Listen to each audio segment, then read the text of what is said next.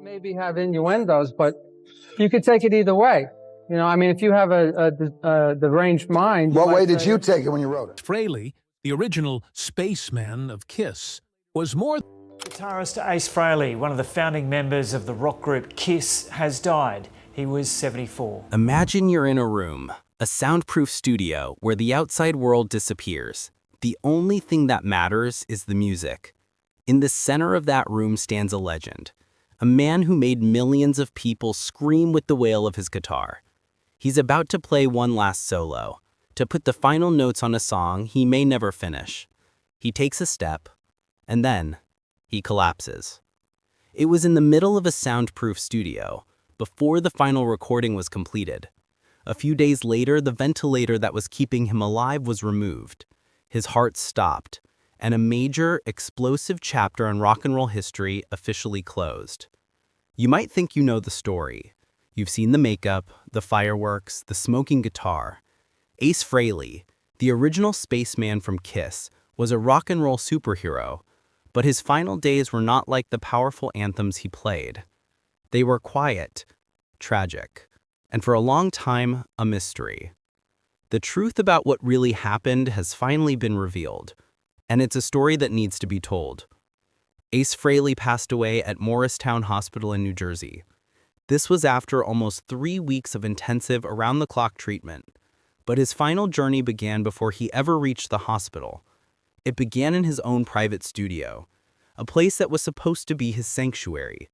He had a series of falls on the same day, a terrible, unlucky string of accidents. When he was rushed to the hospital, the doctors knew it was serious right away. They diagnosed him with a brain hemorrhage. He was unconscious and needed a machine to help him breathe. From the very first day, the medical team saw that the damage to his brain was widespread. They were not hopeful he would recover. The cancellation of his entire tour in early October wasn't a sudden decision. It was something that had been considered for a while because of health problems that had been building up. People who worked with him recently had noticed a change. During his last rehearsals, Ace often seemed to lose his focus. His movements were slower, and his famous lightning-fast reflexes on the guitar were noticeably delayed. A sound technician from his tour team later said that every time Ace stepped on stage to prepare for a sound check, the crew would get nervous. He was just not the same man he had been a few months before. The final terrible fall happened when Ace was preparing to re-record a guitar solo. It was for a new song for a project he was calling Origins Volume 3. He had just gotten up from his recording chair when he lost his balance. He hit his head hard on the sharp edge of an equipment table and collapsed right there on the floor. An assistant found him lying there unconscious. His breathing was weak and shallow. Earlier that same day, he had already slipped and fallen in the studio bathroom. He had been helped up, but he never fully recovered from that first fall. These two collisions happening just hours apart made his head injury much more serious than anyone could have first imagined. The difficult decision to cancel all his shows from October 6th was made only after the doctors delivered the final, heartbreaking medical report. They concluded that the bleeding in his brain could not be fixed with surgery. There was nothing they could do. His family agreed to keep him on the ventilator, hoping for a miracle, while they monitored his brain for any sign of activity. For the next 10 days, there was no improvement. His breathing, his heart rate, his blood pressure, they were all only being maintained by the machines. All his nerve reflexes were gone. His brain had stopped working. On October 16th, after more than half a month of this, Ace's family made the most difficult decision a family can ever make. After a final talk with the neurologist, they asked the doctors to stop all the life support machines. At 5:42 in the evening, the machines recorded a complete loss of brain activity. Ace Frehley was gone. The official death certificate was completed a few hours later. It stated the cause of death was a cerebral hemorrhage caused by a closed head trauma that did not respond to treatment. Back at the studio where the accident happened, All the equipment was sealed off for inspection. The results showed there was nothing wrong with the studio itself. No tripping hazards, no faulty wiring. But internal reports told another story. They showed that Ace had not eaten anything for nearly 24 hours before his fall. He had also taken sleeping pills twice that day to try and calm his nerves. A former manager, someone who had been close to Ace in the last year of his life, said that Ace had been more tired than usual. In his final weeks, he was forgetful, he would repeat himself in conversations, and he often lost track of time. This manager revealed that Ace had refused to get a neurological screening test back in early September. He had brushed it off, saying it was just a temporary period of fatigue and that it would pass. It's especially sad, because before this fall, Ace had plans. He was scheduled to attend the Kennedy Center Honors Ceremony later in the year. The event organizers confirmed he had been invited in August and had agreed to go as long as he finished his recording by October. This was a huge deal. It would have been the first time since 2014 that he agreed to appear publicly on a stage with the other original members of KISS. It was a chance for a reunion that fans had dreamed of for years. But it was a plan that could not be carried out. A band's member who was helping plan a tour for 2025 described how Ace knew his body was getting weaker, but he still wanted to finish one last album. He wanted to close his career the same way he started it, on his own terms. No shortcuts, no other guitar players filling in for him. He was determined to see it through. To understand this determination, you have to understand that Ace had spent decades living in a conflict between his passion for creating music and the limits of the music business itself. The first cracks in his life didn't come from sickness, but from within the glamorous, high-pressure world of KISS, where fame and creative power collided every day. The conflict inside KISS started when the band was at the peak of its fame. Ace was the lead guitarist, the man with the smoking guitar and the spaceman makeup, but he had no control over the band's money or its image. Even though he was one of the four faces of the band, he often felt like an outsider. From the beginning, Ace was unhappy with how Paul Stanley and Gene Simmons managed the group. When it was time to pick songs for an album or write new music, he was often left out of the process. A perfect example is the Psycho Circus album. Ace only had one song on that entire album, but he was still on the cover and was expected to tour and promote it. This situation went on for years, and it eventually led him to leave the band for the first time. The problems didn't stop when he left. The other members of KISS continued without him, but they did something that really hurt him. They kept using the spaceman image he created. They hired new guitar players to wear his makeup to become the new spaceman. In a 2011 interview, Ace was very clear about how he felt. He said he would never agree to let someone use his identity without changing anything. To him, that wasn't respect, it was exploitation. There were many chances for Ace to reunite with the band on big occasions, but he almost always said no. The reason was a lack of transparency about what his role would be. One of his big demands was the right to control his own guitar parts if he returned to the stage, something the show organizers were not willing to give him. When KISS announced the final farewell tour in 2023 without Ace, many fans knew that was the end of any hope for a full original reunion. During that time, Ace's personal conflict with Gene Simmons became more public. Ace was unhappy that Gene called him lazy or unprofessional in interviews. In 2019, Ace fired back, saying that if he were really lazy, he wouldn't have released a string of solo albums and done solo tours for the past 20 years. Part of their disagreement was also about music itself. Ace wanted KISS to keep its original raw rock and roll sound, but the band had shifted to a more commercial, pop-friendly direction in the late 1970s. The band's image, their song arrangements, and their marketing plans no longer fit with Ace's musical philosophy. He once said a very telling thing. They wanted KISS to be a product. I wanted it to be a band. In his personal life, Ace had very little communication with his former bandmates. For years, he completely separated himself from the group's management and scheduling. When asked if he would ever work with them again, his answer was always simple: not when everything is the same. This separation wasn't just about business. In his heart, Ace always felt like he was the only founding member who wasn't allowed in the executive circle.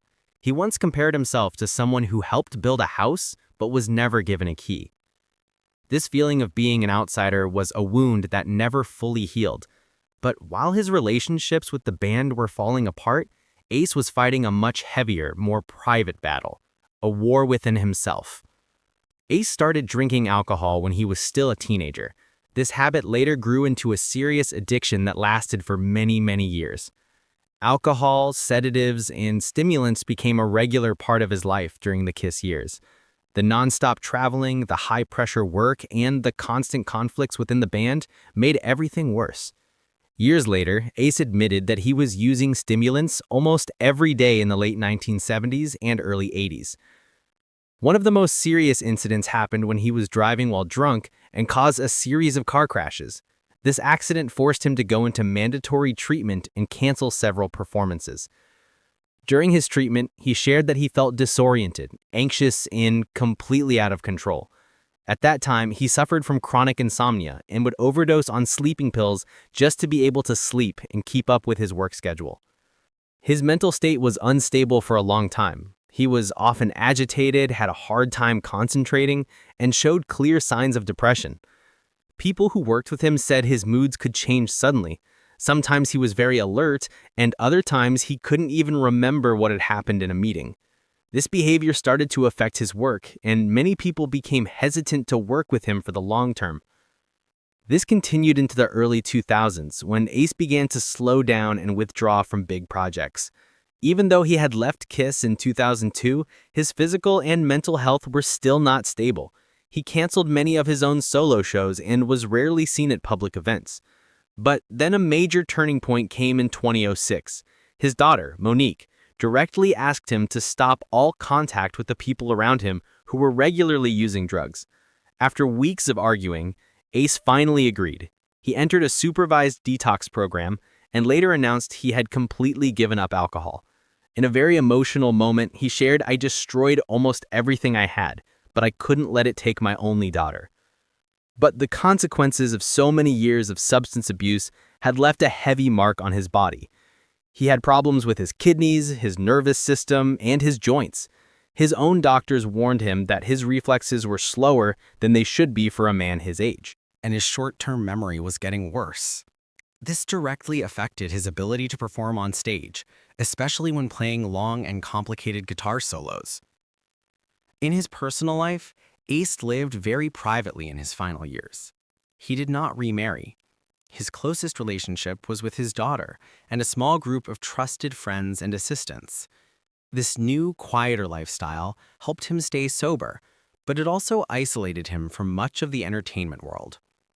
Even though he was still making music, he was no longer the central figure in rock conversations like he once was. This change in lifestyle could not erase the past. Every time he had to perform, Ace had to do special stretching exercises, take medication for his joints, and concentrate extremely hard to avoid making mistakes. His live performances became shorter and more streamlined. He would only play for a certain amount of time. A long, exhausting tour was now impossible for him.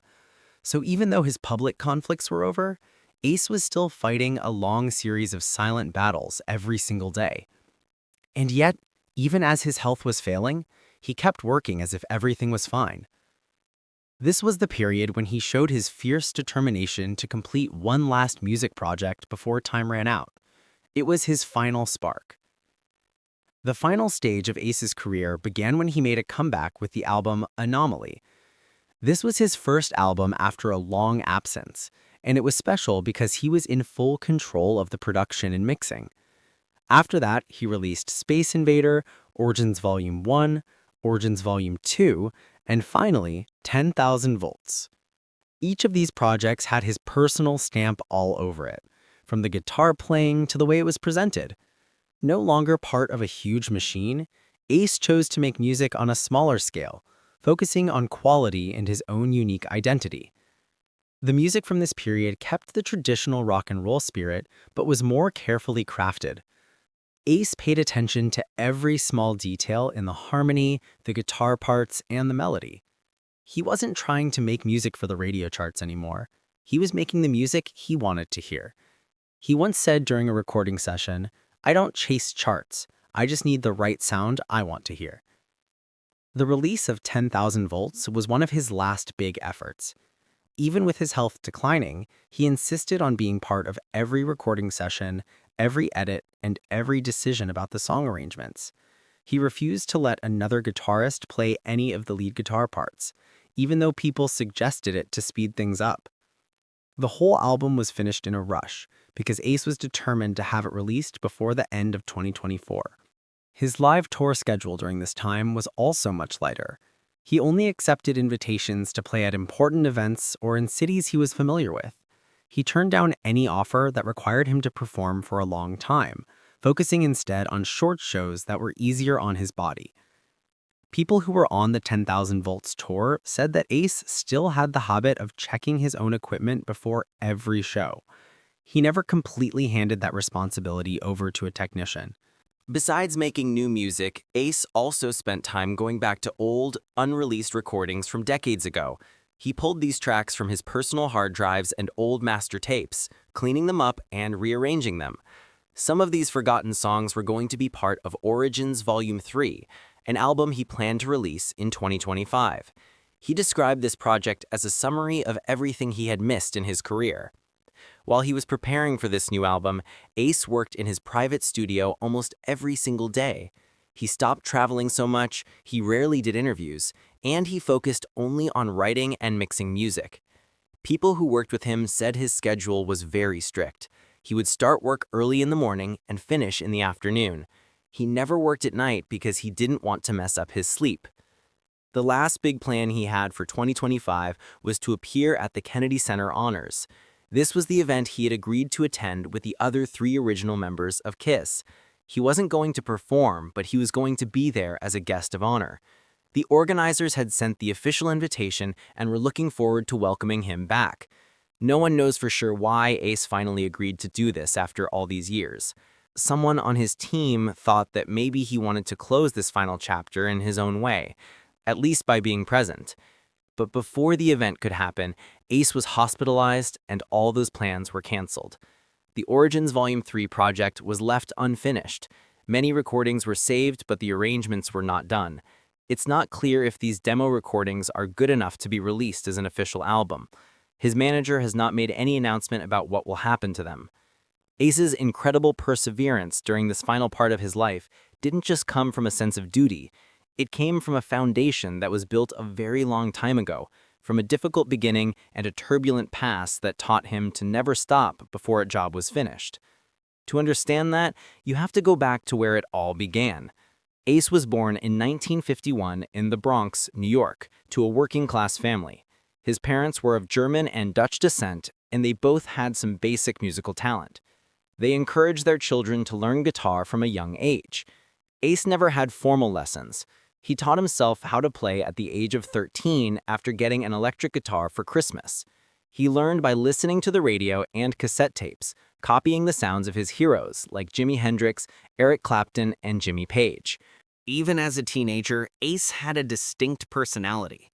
He wasn't interested in formal school and dropped out several times. He hung out with a group of rebellious friends.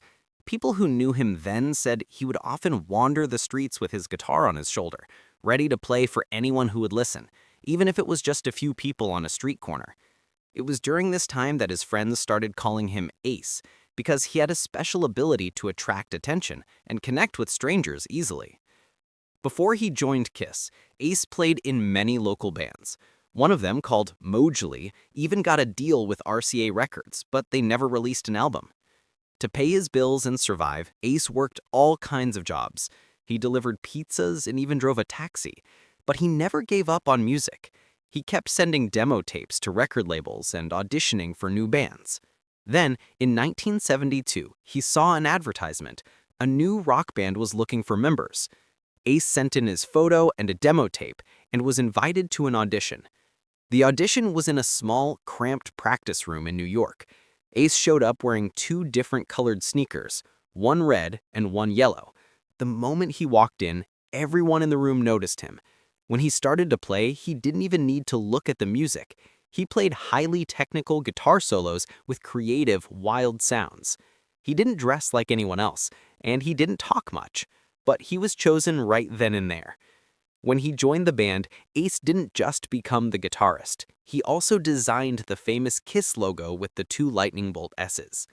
And he created his own spaceman image, inspired by his love for science fiction and UFOs. That image became an indispensable part of KISS and never changed. Ace Frehley lived what he believed in. He played the guitar his own way, and in the end, he left this world with the sound he created still ringing in our ears. His journey from a self-taught kid in the Bronx to an irreplaceable rock and roll icon isn't just a story of success. It's a story of perseverance. It's about stumbling, getting back up, and leaving a mark that can never, ever be erased. If this story touched you, if you remember the sound of his guitar, please show your support. Like this video to help share his legacy. Share it with anyone who has ever heard an Ace Frehley riff and felt that rock and roll energy. And if you have a memory of his music, leave it in the comments below. We would love to read them. Don't forget to subscribe to the channel so you don't miss our next videos about the true legends of music. Thank you for watching.